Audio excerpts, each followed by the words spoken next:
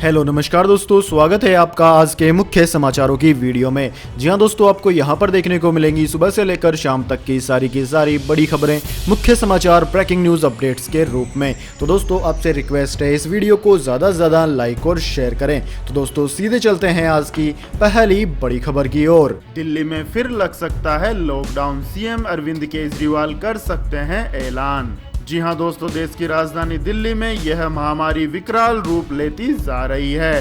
राज्य में बढ़ते इस महामारी के मामलों के मद्देनजर केजरीवाल सरकार दिल्ली में एक बार फिर से लॉकडाउन का ऐलान कर सकती है। आपकी जानकारी के लिए बता दें दोस्तों, इस महामारी के बढ़ते मामलों की रफ्तार को कम करने के लिए केजरीवाल सरकार यह कदम उठा सकती है।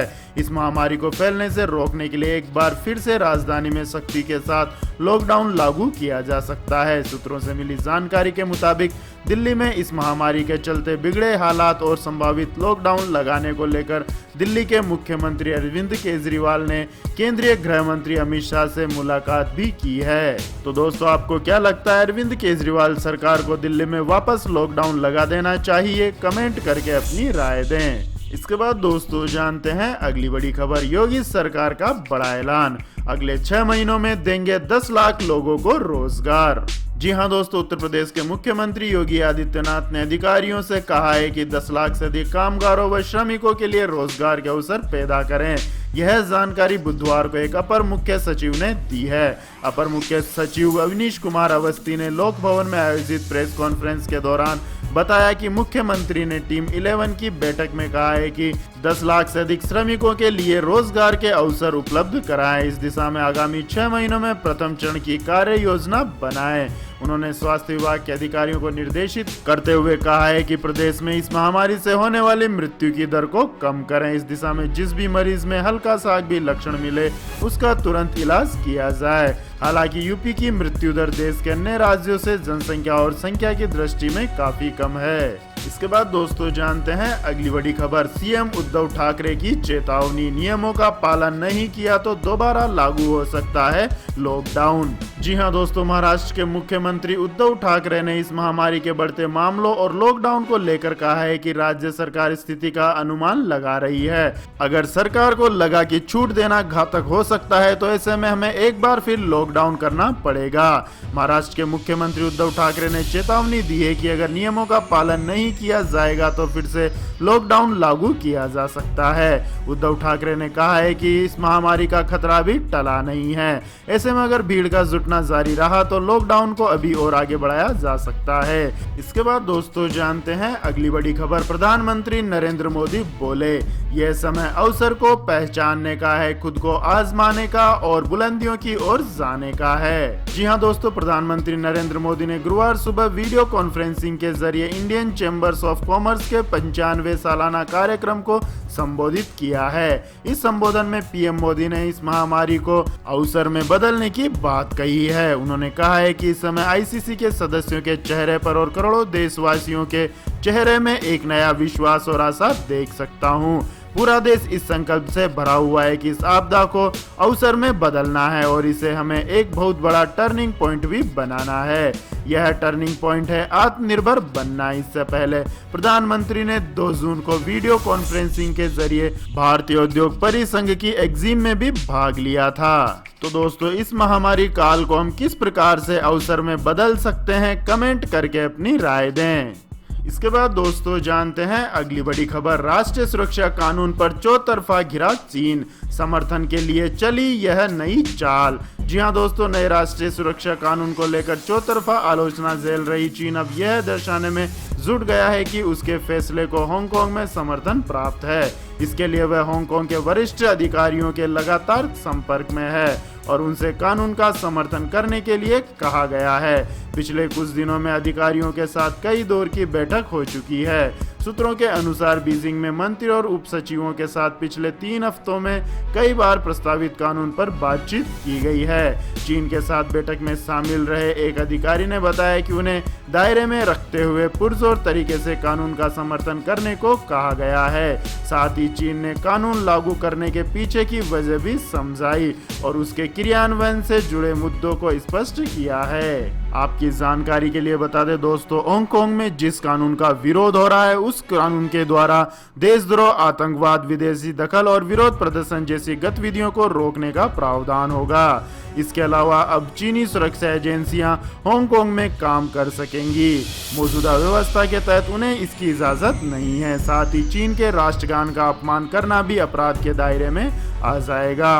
बीजिंग की यह कवायद एक तरफ से हांगकांग के अर्ध स्वायत्त दर्जे को समाप्त करने के लिए है। तो दोस्तों, इस कानून का हांगकांग पर चीन के द्वारा थोपना क्या उचित है? कमेंट करके अपनी राय दें। इसके बाद दोस्तों जानते हैं अगली बड़ी खबर। लेकिन दोस्तों, अगली खबर जानने से पहले आप लोगों से गुजारिश है कि अगर इस वीडियो में दिखाई गई खबरें अगर आपको पसंद आई हो तो इस वीडियो को लाइक करें, कमेंट करें और हमारे चैनल को सब्सक्राइब करें। तो दोस्तों जानते हैं अगली बड़ी खबर। योगी सरकार लाई गोवध पर देश का सबसे सख्त कानून, लाखों का जुर्माना और इतने साल की होगी जेल। जी हां दोस्तों, उत्तर प्रदेश में गोवध की घटना को अंजाम देने वालों की अब खैर नहीं है। योगी सरकार गोवध करने वालों के खिलाफ देश का सबसे कठोर कानून लेकर आई है। मंगलवार को मुख्यमंत्री योगी की अध्यक्षता में हुई कैबिनेट की बैठक में उत्तर प्रदेश गोवध निवारण संशोधन अध्यादेश 2020 के प्रारूप को मंजूरी दे दी गई है।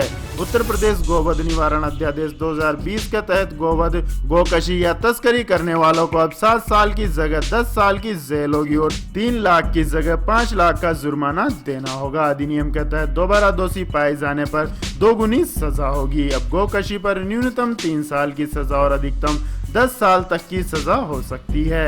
यही नहीं, 3 लाख रुपए और 5 लाख रुपए तक का जुर्माना भी हो सकता है। तो दोस्तों, अगर आप भी इस कानून का समर्थन करते हैं तो कमेंट करके अपनी सहमति दर्ज कराएं। इसके बाद दोस्तों जानते हैं अगली बड़ी खबर। सुप्रीम कोर्ट ने कहा आरक्षण मौलिक अधिकार नहीं, द्रमुक, माकपा समेत कई राजनीतिक दलों को लगा झटका। जी हां दोस्तों, सुप्रीम कोर्ट ने स्पष्ट कहा है कि देश में आरक्षण मौलिक अधिकार नहीं है। इस टिप्पणी के साथ ही सर्वोच्च अदालत ने तमिलनाडु में मेडिकल सीटों में ओबीसी के लिए अलग से 50% आरक्षण मांगने वाली विभिन्न राजनीतिक दलों की याचिका को सुनने से इनकार कर दिया है। जस्टिस एल नागेश्वर राव की पीठ ने गुरुवार को 2020-21 सत्र में मेडिकल के स्नातक, पीजी और डेंटल पाठ्यक्रम के लिए अखिल भारतीय कोटे में तमिलनाडु की छोड़ी गई सीटों में राज्य के कानून के तहत अन्य पिछड़े वर्ग के लिए 50% आरक्षण नहीं करने के केंद्र के निर्णय के खिलाफ माकपा, भाकपा, द्रमुक और तमिलनाडु कांग्रेस कमेटी समेत राजनीतिक दलों की याचिकाओं पर रुख अपनाया। खंडपीठ ने द्रमुक, माकपा, तमिलनाडु कांग्रेस कमेटी आदि दलों की दलील को ठुकराते हुए कहा कि भारतीय संविधान में आरक्षण मौलिक अधिकार नहीं है। इसके बाद दोस्तों जानते हैं अगली बड़ी खबर। इस संकट में कंगाल पाकिस्तान की मुश्किलें बढ़ी, IMF ने कहा रोक दो सरकारी कर्मचारियों की सैलरी। जी हां दोस्तों, कंगाली के दौर से गुजर रहे पाकिस्तान को अंतर्राष्ट्रीय मुद्रा कोष ने कहा है कि वो अपने सरकारी कर्मचारियों की सैलरी रोक दें और आने वाले बजट में वित्तीय समेकन पर ध्यान दे। पाकिस्तान का कुल कर्ज वहां की अर्थव्यवस्था का 90% तक पहुंच चुका है। अब पाकिस्तान सरकार के लिए IMF की इन 2 मांगों को पूरा करना मुश्किल हो रहा है। द एक्सप्रेस ट्रिब्यून ने अपनी एक रिपोर्ट में कहा है कि भारी कर्ज की वजह से इमरान खान सरकार के लिए वित्तीय समेकन आसान नहीं होगा। पाकिस्तान में बढ़ती महंगाई ने भी लोगों की कमाई पर खासा असर डाला है। हालांकि इस बीच पाकिस्तान सरकार उन 67,000 सरकारी पोस्ट को खत्म करने के लिए बाध्य हो गई है जो बीते 1 साल या इससे अधिक समय से खाली हैं। इसके साथ ही अब सरकार ने विभिन्न विभागों के लिए वाहनों की खरीद पर भी रोक लगा दी है। इसके बाद दोस्तों जानते हैं अगली बड़ी खबर। $1.5 ट्रिलियन मार्केट कैप वाली अमेरिकन कंपनी बनी एप्पल। जी हां दोस्तों, आईफोन बनाने वाली कंपनी एप्पल अमेरिका की पहली ऐसी कंपनी बन गई है जिसका मार्केट कैप $1.5 ट्रिलियन के पार चला गया है। कंपनी ने हाल ही में 5G फोन लॉन्च किया है जिसकी वजह से शेयर की कीमतों में उछाल देखने को मिला है। बुधवार को अमेरिकी बाजार में एप्पल के प्रति शेयर का भाव $352 पर पहुंच गया है, जिससे बाजार पूंजीकरण $1.53 ट्रिलियन हो गया है। वियरेबल डिवाइसेस की वजह से अनुमान लगाया जा रहा है कि एप्पल अगले 4 साल में $2 ट्रिलियन बाजार पूंजीकरण वाली कंपनी बन जाएगी। इसके बाद दोस्तों रुक करते हैं अगली बड़ी खबर का। फ्लिपकार्ट दे रहा है खास ऑफर, सिर्फ 10% बुकिंग अमाउंट लेकर करें हवाई यात्रा। जी हां दोस्तों, ई कॉमर्स प्लेटफॉर्म फ्लिपकार्ट हवाई यात्रा के लिए नया ऑफर लाया है। ऑनलाइन सामान बेचने वाली कंपनी फ्लिपकार्ट अब हवाई टिकटों की बुकिंग शुरू कर रही है। कंपनी का फ्लाइट बुकिंग पोर्टल लाइव हो गया है। फ्लिपकार्ट पर फ्लाइट टिकट बुक करने पर ढेरों ऑफर मिल रहे हैं। यूजर्स टिकट बुक करने के समय केवल 10% राशि का भुगतान कर हवाई यात्रा कर सकते हैं। बाकी की रकम का भुगतान आप किस्तों में कर सकेंगे, यानी कि अब आप फ्लिपकार्ट पर EMI में भी टिकट बुक करा सकते हैं। तो दोस्तों, ई कॉमर्स कंपनी फ्लिपकार्ट का यह ऑफर आपको कैसा लगा, कमेंट करके अपनी राय दें। इसके बाद दोस्तों जानते हैं आज के मौसम अपडेट्स। तो दोस्तों, अगले 24 घंटे के दौरान आंध्र प्रदेश, तेलंगाना, विदर्भ, मराठवाड़ा, केरल, तटीय कर्नाटक, गंगीय पश्चिम बंगाल और पूर्वोत्तर भारत के कुछ हिस्सों में भारी से अति भारी बारिश होने की उम्मीद जताई गई है, जबकि आंतरिक कर्नाटक, कोंकण और गोवा, गुजरात क्षेत्र, जम्मू कश्मीर, मुजफ्फराबाद, झारखंड के कुछ हिस्सों, छत्तीसगढ़ और उत्तर प्रदेश के कुछ स्थानों पर हल्की से मध्यम बारिश का अनुमान है। 1-2 स्थानों पर भारी बारिश भी हो सकती है। वहीं दक्षिणी राजस्थान, पंजाब, बिहार, पूर्व मध्य प्रदेश और छत्तीसगढ़ के कुछ हिस्सों में हल्की बारिश होने की संभावना जताई गई है। इसके बाद दोस्तों रुक करते हैं आज के पेट्रोल और डीजल के दामों का। तो दोस्तों, आने वाले दिनों में महंगाई और बढ़ेगी, क्योंकि तेल मार्केटिंग कंपनियों ने 5वें दिन भी पेट्रोल और डीजल के दामों में इजाफा कर दिया है और दिल्ली में पेट्रोल का दाम 60 पैसे बढ़कर 74 रुपए प्रति लीटर पर पहुंच गया है, जबकि डीजल की कीमतों में 60 पैसे की तेजी आई है, जिससे डीजल का दाम 72 रुपए 22 पैसे प्रति लीटर हो गया है। इसके बाद दोस्तों जानते हैं आज के सोने और चांदी के भाव। तो दोस्तों, घरेलू सराफा बाजार में सोने चांदी की हाजिर कीमतों में बढ़ोतरी दर्ज की गई है। राष्ट्रीय राजधानी दिल्ली में सोने में 477 रुपए की बढ़त दर्ज की गई। इस बढ़त से सोना अब दिल्ली में 48,190 रुपए प्रति 10 ग्राम पर पहुंच गया है। वहीं चांदी की कीमतों में भी 26 रुपए की तेजी दर्ज की गई है। इस तेजी से चांदी का भाव 49,868 रुपए प्रति किलोग्राम पर पहुंच गया है। इसके बाद दोस्तों जानते हैं अगली बड़ी खबर। भारी गिरावट के साथ बंद हुआ शेयर बाजार। सेंसेक्स 708 और निफ्टी 214 अंक टूटा। जी हां दोस्तों, शेयर बाजार आज भारी गिरावट के साथ बंद हुआ। बॉम्बे स्टॉक एक्सचेंज का 30 शेयर वाला संवेदी सूचकांक सेंसेक्स 708.68 अंकों की गिरावट के साथ 33,538.37 के स्तर पर बंद हुआ। तो वहीं नेशनल स्टॉक एक्सचेंज का निफ्टी भी औंधे मुंह गिरकर बंद हुआ। निफ्टी 214 अंक लुढ़क कर 9,902 के स्तर पर बंद हुआ। सेंसेक्स जहां 2.07% टूटा, तो वहीं निफ्टी भी 2.12% लुढ़का। निफ्टी में कोई भी सेक्टोरियल इंडेक्स आज हरे निशान पर बंद नहीं हुआ।